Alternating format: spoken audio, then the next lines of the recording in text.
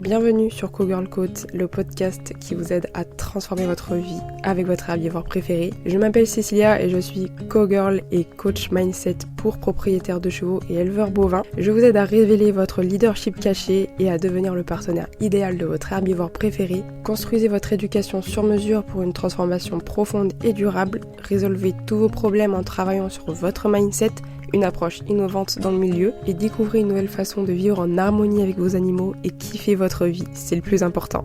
Et n'hésitez pas à laisser un petit commentaire et une note pour soutenir le podcast et bonne écoute. Hello à tous, je suis super contente de vous retrouver aujourd'hui dans un tout nouvel épisode de podcast qui me tient particulièrement à cœur, je dois dire, parce que ça a été un des plus grand changement de ma vie ces 2 dernières années, donc il faut absolument que je vous partage ça, parce que non seulement il nous permet de nous reconnecter à notre nature profonde de femme, mais aussi à nous connecter plus à nos animaux et à nos chevaux. Donc je pense vraiment que cet épisode est vraiment d'utilité publique, et même si vous êtes un homme ou que vous n'êtes pas une personne ou un être cyclé, je vous en prie, écoutez vraiment, parce que ça va vraiment permettre de comprendre vos sœurs et en fait tous les êtres qui sont cyclés autour de vous, que ce soit humains ou animaux, parce que quand on comprend et quand on se met à la place de l'autre, c'est plus facile de les comprendre et puis de s'adapter, et on a aussi plus de pouvoir sur notre propre vie quand on sait les choses en fait. Et le problème avec les êtres humains cyclés, c'est que on est complètement, dans la plupart du temps, déconnecté de notre cycle. Et c'est super important de s'y reconnecter, sinon on se heurte à un mur. Dans cet épisode, je veux aussi pas mal vous parler de mon expérience personnelle, parce que ça fait 2 ans que je suis mon cycle féminin de très très près, et que je m'observe beaucoup pendant cette période-là, dans toutes les facettes possibles. Pourquoi est-ce que je fais tout ça ? Dans le but de pouvoir m'adapter et de construire ma vie et mes activités en fonction de mon cycle. Parce qu'on va le voir, c'est pas possible d'y aller contre. Enfin si, on peut, et le plus souvent on est contre cette nature-là, mais on se heurte à des murs, et chacun a ses propres murs. Moi j'en ai fait les frais, et c'est pas vraiment très très agréable du tout pour ceux qui sont concernés. Se reconnecter à son cycle féminin, ça permet de se comprendre profondément et prendre conscience de notre pouvoir, le pouvoir de notre énergie féminine et de notre féminin sacré qui est profondément blessé et meurtri chez la quasi-totalité des femmes en vrai. Là, c'est même plus une minorité. Notre puissance, elle est devenue une honte alimentée dans notre société actuelle. Par exemple, les règles, c'est sale, la séduction, c'est mal, notre corps, c'est une invitation, notre sensualité, c'est mal, notre beauté, c'est mal, être cyclique, c'est mal parce qu'on est comme lunatique, etc. On n'est pas fiable aux yeux des autres, on peut pas forcément nous faire confiance parce que un jour, on est complètement joyeuse et à la fin de la journée, on a envie de tuer tout le monde. C'est de ça que je parle, c'est de toute cette honte-là, vraiment qui nous meurtrit en fait, en tant que femme. Et à la base, notre cycle féminin, c'est une source de puissance. Nos sens sont une source de puissance. Être connecté à ces sens, à nos perceptions, qu'elles soient subtiles ou qu'elles soient matérielles, c'est vraiment notre puissance de femme. On ne peut pas aller contre cette nature profonde en fait, parce qu'on s'expose à de terribles souffrances physiques et psychologiques. Et on n'a jamais été confronté à autant de cas d'endométriose, de syndrome prémenstruel, de SOPK et en vrai plein d'autres troubles et blocages à propos du cycle féminin. Limite on en découvre encore aujourd'hui, et tous les jours on découvre autre chose, un autre blocage, une autre maladie, d'autres maux chez les femmes à propos de leur cycle. Et c'est pas possible en fait, il faut arrêter ça. Le cycle féminin, on a voulu le contrôler, le diminuer à coups de contraceptifs, à coups de société très yang. On a voulu vraiment le réprimer, alors que c'est notre plus grande source de puissance et que c'est à nous de nous y adapter en fait. On va voir exactement qu'est-ce que le cycle féminin et comment nos énergies fluctuent en fonction de ce cycle, et surtout comment on est dans nos énergies et comment cela agit directement sur notre vie entière, et donc sur notre vie avec notre cheval, bien évidemment. Notre relation avec notre cheval, c'est juste une extension de notre vie notre vie intérieure en fait, de la même manière que tous nos autres domaines de vie. Donc forcément le cycle féminin influe aussi sur la relation avec notre cheval et c'est super intéressant. Le cycle féminin, on dit qu'il dure 28 jours, un peu comme la lune en fait. En réalité, il peut durer moins, il peut durer plus, ça dépend vraiment de chaque femme. Et d'ailleurs, afin d'avoir une analyse très poussée, en fait, enfin très poussée et très vraie de votre propre cycle, il n'y a rien de mieux que la symptothermie en fait. Mais j'en reparlerai, mais ça va faire 1 an que je suis formée en symptothermie. Et on n'est pas réglé en fait. Notre cycle change constamment en fonction de ce qui nous arrive dans la vie, en fonction de nos énergies, en fonction des saisons, en fonction de si on mange bien, si on dort bien. Donc en fait, là pour le coup, on n'a rien d'autre à faire que de s'y adapter tous les mois. Dans le cycle féminin, il y a 4 saisons. C'est exactement la même chose que la lune. On a la saison printemps, été, automne et hiver. Tout ça en 1 mois. 1 mois ou un petit peu plus, un petit peu moins, ça dépend de la durée du cycle féminin. On va commencer par la première phase, donc la phase folliculaire, c'est la phase du printemps. Donc vraiment, on commence à retrouver de l'énergie, retrouver cette envie de se tourner doucement vers l'extérieur.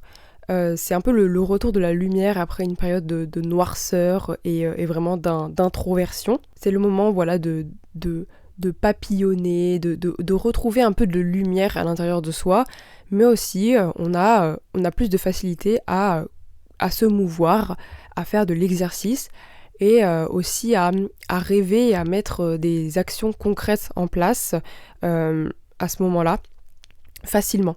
On a une énergie naturelle à cette période-là qui nous permet vraiment, pas encore de soulever des montagnes, mais qui nous permet de nous mettre tranquillement en mouvement, de parler aux autres, on s'exprime vraiment beaucoup et facilement pendant cette période-là. C'est facile de s'exprimer et c'est facile voilà, de se tourner vers les autres, c'est facile de communiquer. Et c'est là où on aime faire de nouvelles rencontres, on aime élaborer de nouvelles stratégies, faire de nouvelles activités. Et avec notre cheval, c'est le moment où on aime beaucoup, par exemple, partir en trotting ou commencer à faire du travail à pied avec des exercices beaucoup plus stratégiques, en fait. Là, on va être beaucoup plus tourné vers les petits objectifs de la vie quotidienne avec notre cheval et les interactions utile entre guillemets, dans le sens où là on va vraiment commencer à chercher un peu de résultats dans notre pratique sportive ou dans notre éducation avec notre cheval. La phase folliculaire, on dit qu'elle dure 14 jours. En réalité, elle peut durer beaucoup moins, elle peut durer beaucoup plus. Ça dépend vraiment, encore une fois, de votre hygiène de vie, des saisons, de la lune, voilà, ça dépend d'énormément de choses, de comment vous vous sentez en ce moment, vos énergies, etc.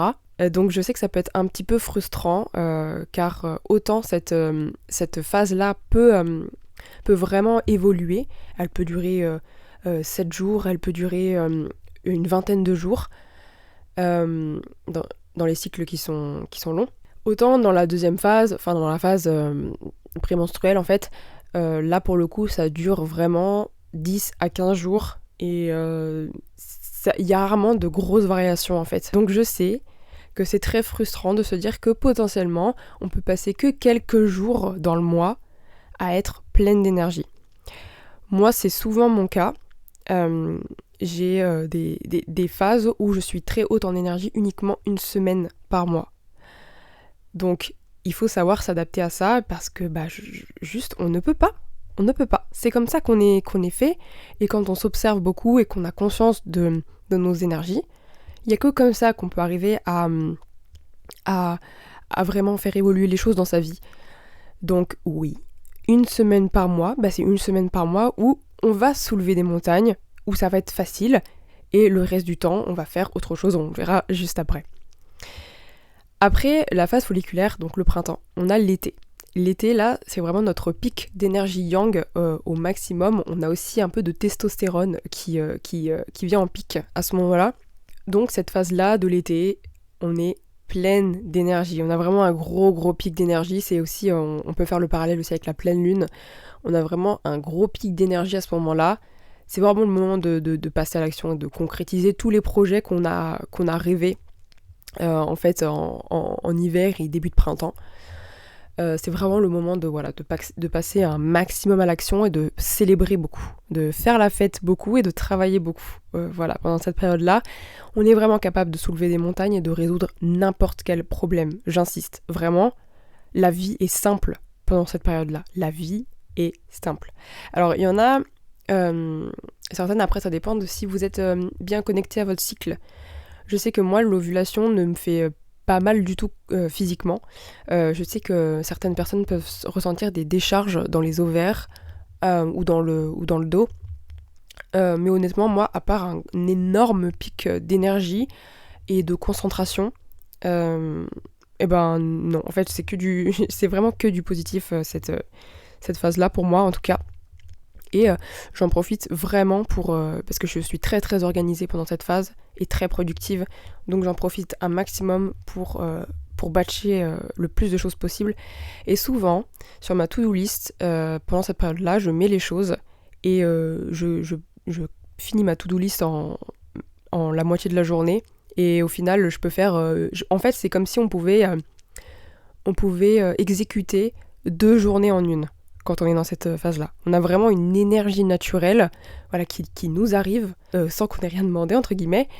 Et ben maintenant, c'est à vous de savoir qu'est-ce que vous voulez en faire de cette énergie-là. Est-ce que vous voulez vous en servir pour concrétiser vos projets ou est-ce que vous décidez de la perdre ? Après, chacun est libre de faire ce qu'il veut, mais on a cette énergie qui est naturelle et qui arrive sans qu'on ait rien à faire. Donc, c'est le moment d'en profiter au lieu de se forcer plus tard. Avec les chevaux, par exemple, pendant cette période d'ovulation, moi je suis très stratège objectif, et là pour le coup c'est vraiment, je vais être dans mon mental, dans ma technique équestre, et je vais sentir mon cheval, est-ce qu'il engage bien le postérieur intérieur quand je tourne, ok, est-ce qu'il m'a fait un bon stop, est-ce qu'il me fait des bons rollbacks, ok, vas-y on travaille, ça va être vraiment... travailler. Là, pour le coup, c'est vraiment plus du travail plutôt que du pur instant présent et du lâcher prise. Là, c'est vraiment, ok, objectif, compétition. La compétition en période d'ovulation, c'est magnifique. C'est magnifique. Vraiment, on n'a pas de stress. Enfin, on a un bon pic de stress, mais on n'a pas le gros stress qui peut nous faire foirer notre concours. Et j'aime beaucoup avoir des concours pendant cette période-là. Bon, évidemment, la phase ovulatoire ne dure pas énormément de temps, elle dure quelques jours. En réalité, l'ovulation, elle dure quelques heures, mais cette énergie liée à l'ovulation, elle peut durer quelques jours en fait. Et c'est super important de faire exactement ce qu'on veut avec cette énergie-là pour s'en servir pour concrétiser n'importe quel projet.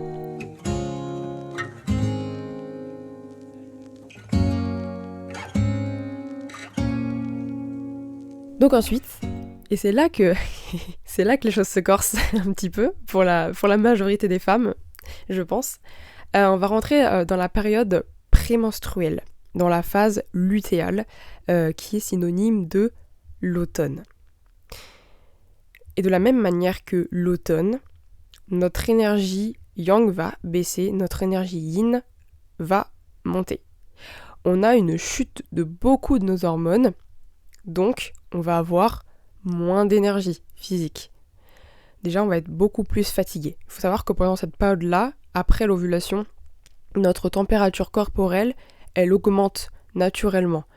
Mais sans rien faire. C'est-à-dire que la nuit, juste en dormant, on peut se retrouver à des températures qui avoisinent les 37 degrés. Donc c'est énorme. Donc en fait, notre corps, il perd beaucoup en énergie à réguler notre température. Parce que quand on dort et qu'on est déjà à la température qu'il faut, sans rien faire, vous vous en doutez que si on fait de l'activité physique, notre corps va user beaucoup plus d'énergie en fait à réguler notre température corporelle. Donc c'est aussi une des raisons pour lesquelles nous sommes fatigués, en plus de la chute d'hormones. Globalement, notre énergie, voilà, elle est plutôt basse à cette période-là, et notre énergie, elle nous pousse à nous introspecter. De la même manière que l'automne, la vraie saison de la nature, c'est une phase d'introspection naturelle. L'introspection naturelle forcée. On va être contrainte, entre guillemets, de faire un bilan sur nous-mêmes de qu'est-ce qu'on a réussi à concrétiser cet été. Qu'est-ce que j'ai réussi à faire cet été ? Ok, j'ai récolté ça. Super, trop bien, gratitude au max, merci. Ok, j'ai pas réussi à faire ça. Qu'est-ce que je vais mettre en place la prochaine fois, à mon prochain cycle, pour pouvoir me rapprocher de mon objectif ? C'est vraiment à ça qu'elle sert cette phase prémenstruelle. Et en fait, c'est la meilleure phase du cycle, je vous le dis. Et c'est une ancienne victime de syndrome prémenstruel qui vous dit ça. J'avais pas forcément de mots physiques. Par contre, psychologiquement, j'étais vraiment très atteinte pendant cette période-là.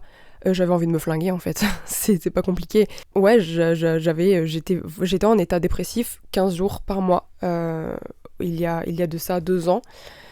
Donc c'est entre autres pour ça que j'ai décidé de faire de la kinésiologie au début, enfin que j'ai vraiment décidé de me reprendre en main et de me faire suivre en thérapie, parce que j'avais des syndromes prémenstruels qui étaient extrêmement violents, et pendant cette période-là, vous avez ce qu'on appelle un féminin sauvage.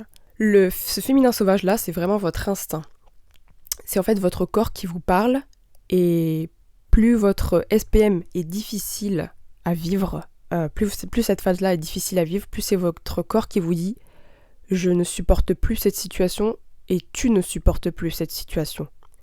Simplement, tu restes dans cette situation parce que ton personnage social alimenté par ton ego a décidé de rester dans cette zone de confort, qui n'est absolument pas confortable, qui est destructrice, mais ton corps sait. Ton corps sait que c'est non. Ton corps sait à ce moment-là que c'est pas le moment d'aller en soirée, que c'est pas le moment d'aller régler des problèmes, que c'est pas le moment d'aller parler à d'autres personnes. Parce que le moment de cette phase-là, c'est de se retirer. C'est de faire un bilan sur soi, c'est de revenir à l'intérieur de soi. Alors forcément, à chaque fois que tu vas aller à l'extérieur, que tu vas entreprendre des choses à l'extérieur, que tu vas forcer ton corps, contraindre ton corps à faire des activités physiques, tu vas te manger un mur, tu vas te manger un SPM ou un trouble dysphorique prémenstruel. Ça, c'est la phase au-dessus encore de... Là, c'est vraiment quand on est très attaqué, entre guillemets, psychologiquement, et qu'on a vraiment de très très gros troubles, et en général ça nécessite une prise en charge en fait médicale. Faut vraiment pas déconner avec ça. Justement, en se reconnectant à cette phase-là profonde et en écoutant profondément nos énergies liées à notre cycle féminin et à notre féminin sauvage, donc cette fameuse phase prémenstruelle qui est finalement notre plus gros pouvoir sorcière et intuitive, c'est-à-dire que pendant cette période-là, notre introspection naturelle qui nous pousse à revenir à l'intérieur de nous, pendant ce temps-là, notre intuition elle est au maximum. C'est-à-dire que c'est vraiment cette période-là où on est le plus capable de développer et surtout de nous connecter à nos capacités extrasensorielles et à nos pouvoirs de manipuler les énergies. Elle est vraiment très très belle cette phase, elle est vraiment très belle parce que là pour le coup, vous allez tout de suite par exemple sentir quand quelqu'un vous ment pendant cette période-là. Vous allez avoir naturellement des facilités à dire non pendant cette phase-là. Vous saurez plus facilement poser vos limites. Vous êtes plus respectable en fait dans cette phase-là. Il faut juste vraiment apprendre à incarner cette phase pleinement et à s'adapter à elle dans votre vie. Parce que quand vous-même, vous vous dites « Ok, là je sais que pendant cette période-là, j'ai besoin de ça » et que vous vous apportez ces besoins-là, finalement vous êtes respectable de tout le monde après, puisque vous vous respectez. Et c'est vraiment une phase où vous devez vous respecter. Je reviens aux capacités extrasensorielles. Pendant cette phase-là, on est très créative, on reçoit beaucoup de messages subtils, notamment avec les chevaux. Et justement, pendant cette période-là, avec les chevaux, c'est le moment d'avoir des moments d'instant présent et de lâcher prise. Là, pour le coup, on va pas chercher forcément de résultats ou monter à cheval de manière stratégique et objective. Là, on va juste prendre le temps. Prendre le temps et recevoir des messages. De son cheval peut-être. Ou de la nature. Mais par exemple, c'est le bon moment pour, si vous pratiquez la communication animale, c'est un super moment pour pratiquer. Alors, la communication animale, mollo. Voilà, parce que, encore une fois, pratiquer les soins énergétiques ou tout ce qui est capacité extrasensorielle, ça bouffe de l'énergie, littéralement. Donc, c'est vraiment une phase où c'est fluide. Où c'est fluide en fait. À partir du moment où vous sentez que vous devez combattre dans cette phase-là, c'est que vous n'êtes pas en phase avec cette phase prémenstruelle, cette phase de l'automne. Là, on n'est pas là pour combattre, on est là pour commencer à laisser tomber nos feuilles, là. Commencer à se dire, ok, qu'est-ce que je ne veux plus dans ma vie ? Qu'est-ce que je veux plus dans ma vie et qu'est-ce que j'accueille là, à ce moment-là ? Qu'est-ce que je reçois ? C'est vraiment une phase où on reçoit en fait. On reçoit sans donner en retour, parce qu'on donne au printemps et en été. Là, on reçoit. Et si jamais on a envie de donner, par exemple, du soin énergétique, mais j'aime pas trop le mot donner parce qu'en fait, c'est tellement spontané. Par exemple, je sais que dans cette phase-là, si jamais je vois un animal malade, tout de suite, mon énergie, elle va, circuler dans mon corps et tout de suite, je vais ressentir plein de choses. Ok, où est-ce que tu veux que je pose mes mains ? Ok, là. C'est très simple et en fait, on n'a pas l'impression de donner et de charbonner quand on est quand on est en accord avec cette phase-là. Voilà, bon, ça j'ai envie de dire, c'est le stade au-dessus une fois qu'on est complètement en phase avec cette phase-là. Mais si vous avez des syndromes prémenstruels ou que c'est désagréable cette phase-là, que vous vous sentez déprimé, que vraiment vous remettez votre vie en question tout le temps, que vous remettez en question votre couple, que vous remettez en question votre vie entière, eh bien, c'est très bien. Qu'est-ce que votre corps vous dit ? Est-ce que votre corps vous dit que je dois pas rester dans cette relation ? Est-ce que votre corps vous dit faudrait vraiment que je lève le pied là parce que je sens que je me bouffe au boulot, je sais pas quoi faire ? C'est pas le moment de mettre en place des stratégies et du passage à l'action, mais c'est le moment d'observer son corps. Ok, qu'est-ce que tu me dis là ? Est-ce que je suis dans le bon chemin ? Vraiment. C'est... voilà, en fait, je vous souhaite vraiment à tous de vous reconnecter à cette phase-là parce que ça me tient énormément à cœur. J'ai vraiment souffert. J'ai vraiment souffert de syndrome prémenstruel et je suis tellement contente d'en être vraiment sortie. Et je pense que c'est ma phase préférée. Alors parfois, oui, il est vrai que je vais contre cette phase-là. Et des fois, j'ai des choses à faire, j'ai des deadlines à deadliner, j'ai à tuer, pardon, voilà. J'ai du retard, j'ai plein de trucs. Et du coup, forcément, je deal un peu avec mon corps et avec mon cycle pour dire ouais, je sais que ça va pas le faire, mais... Et puis oui, donc c'est un petit peu désagréable. Mais au moins, quand on en a conscience et qu'on sait s'observer, on fait les choix. Et les choix qui sont le plus alignés avec nous-mêmes. C'est vraiment dans cette phase-là aussi, je vais vous en parler pendant des heures de cette phase, c'est pas possible. C'est vraiment dans cette phase-là aussi qu'on se rend vraiment compte du décalage entre notre moi profond et notre personnage social. J'en ai déjà parlé dans un co-girl coach, je crois, vraiment du personnage social alimenté par notre ego, pour tout simplement qu'on soit aimé des autres et accepté des autres. Mais c'est pas forcément qui on est et ce dont on a besoin et ce dont on aspire. Là, pendant cette phase-là, on voit vraiment le décalage et on se dit « Ok, je vais pas dans la bonne direction quand je fais ça. Ok, très bien, qu'est-ce que je peux faire la prochaine fois pour me rapprocher de ce que je suis vraiment et de ce que je veux vraiment dans la vie ?» J'espère que ça peut vraiment vous aider cette phase. N'oubliez pas vraiment pendant cette phase-là, avec vos chevaux, de kiffer l'instant présent, vraiment. Amusez-vous à toucher votre cheval, à passer des moments simples avec. Pourquoi pas aller vous balader avec, mais vraiment sans objectif derrière, en fait. Juste recevez, marchez, profitez de la nature. Faites monter un petit peu cette énergie yin, là, qui est en vous et qui a besoin de s'exprimer. Et c'est en faisant monter cette énergie-là et en étant pleinement en phase avec ce cycle qu'on peut... on peut activer vraiment notre pouvoir de guérison et transcender plein de choses en fait, plein d'émotions non vécues, plein de maux physiques, On a vraiment ce pouvoir-là en tant que femme, en fait, et c'est vraiment un cadeau, mais c'est un cadeau, je vous jure. Je vous jure. Là, je sais qu'il y a plein de femmes qui m'écoutent et qui se disent là, le cadeau, je le vois pas. Je vous promets que si. Mais écoutez-vous pleinement et observez-vous pleinement pendant cette phase-là. Et après, on est toutes différentes. Donc, si jamais vous voyez que même pendant cette phase-là, vous avez des petits pics d'énergie, écoutez-vous. Écoutez-vous. Le principal, c'est pas de se dire bon, bah, je plaque tout et puis je m'adapte aux saisons pures et théoriques. Non. Le but, c'est vraiment de s'observer, d'écrire beaucoup comment on ressent les choses, ce qu'on a envie de faire, notre mood du moment, ce qu'on a envie de manger, est-ce qu'on a des pulsions, etc. C'est vraiment d'observer en fait tout ça. Qu'est-ce que j'ai envie de faire avec mon cheval ?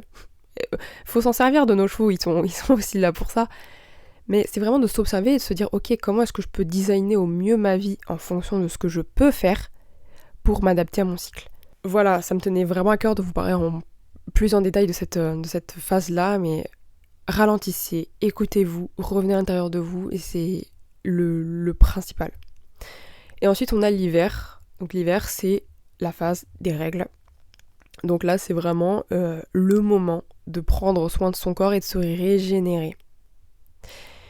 Pareil, il y a beaucoup de personnes qui ressentent des douleurs de règles extrêmes.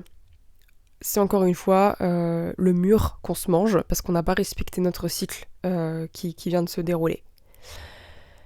Et surtout des règles extrêmement douloureuses, bah ça veut tout simplement dire qu'est-ce que t'as pas envie de lâcher en fait. Qu'est-ce que tu ne lâches pas à l'intérieur de toi ? À quoi tu t'accroches ? Arrête de résister et lâche prise, lâche tout. C'est vraiment hyper symbolique les règles, hein. C'est vraiment notre on se purge. Alors c'est pas c'est pas le purger en mode dégoûtant, mais c'est plutôt on se nettoie de toutes ces énergies négatives pour faire de la place à un nouveau monde, à une nouvelle vie. En fait, on meurt vraiment à cette période-là, comme l'hiver, on meurt vraiment pour renaître. Et c'est très symbolique. Lâche prise et lâche toutes ces énergies qui ne te servent plus, tes vieilles peaux qui ne te servent plus, retourne-les à la terre. Retourne-les à la terre, elle va se charger de les recycler. Je sais que pour les personnes qui sont complètement déconnectées de leur cycle et de leurs règles, elles peuvent se dire waouh, c'est un peu perché, mais pas du tout. Franchement, essayez, ouvrez votre esprit et essayez et vous verrez les règles complètement autrement. J'adore moi, mes périodes menstruelles aussi, parce que ça m'oblige, je suis KO pendant cette période-là. J'ai pas de grosses douleurs, mais je ressens fortement de l'inconfort et surtout une grosse fatigue. Donc, je m'en profite pour me faire kiffer. De toute façon, je n'ai pas le choix. Et j'adore ne pas avoir le choix, en fait. Et finalement, c'est complètement un choix. Du coup, ça devient complètement un choix. Mais pendant mon premier jour de règles, je sais que je ne fais rien, je fais kiffer mon corps. Avec des automassages, ou alors avec un massage par une personne qui sait faire ça. Et vraiment ralentir, couper mon corps, ne pas surstimuler mon cerveau sur les réseaux sociaux, ne pas stimuler mon cerveau tout court en parlant à des gens, vraiment me reposer, revenir à moi. C'est aussi une période où j'ai pas forcément envie d'aller voir mes chevaux, et puis c'est ok, ou alors je vais les voir et je vais faire les corvées, voilà, mais je vais pas passer du temps forcément avec. Après voilà, écoutez-vous. On peut être aussi très très créative pendant cette phase-là, donc c'est le moment d'écrire beaucoup, surtout si on a beaucoup d'inspiration, mais moi je le ressens vraiment comme ça. C'est pas une phase où je vais écrire par exemple des posts Insta ou des choses un peu stratégiques, mais ça va être plutôt des textes, des textes ou des prises de conscience ou des choses un petit peu poétiques en fait qui vont me venir instantanément. Et bon, après j'en fais ce que je veux, soit j'en fais effectivement des posts Insta, mais à but plus ouverture d'esprit, enfin créativité, ouais, tout simplement, ou des réels, ou des vidéos, ou des podcasts. Chez certains podcasts, c'est vrai que ça me vient, il y a cette part un petit peu sensible et non tangible en fait qui arrive quand j'ai mes règles. C'est une super phase, ouais, pour aussi se connecter à cette énergie de réception, encore une fois. Là, l'énergie yin, elle a son maximum, vraiment. Donc c'est vraiment le moment de ralentir, de régénérer son corps et puis de faire divaguer son esprit, d'être vraiment dans la détente. Tout ce qui est exercice de respiration, c'est très bon aussi pendant cette période-là.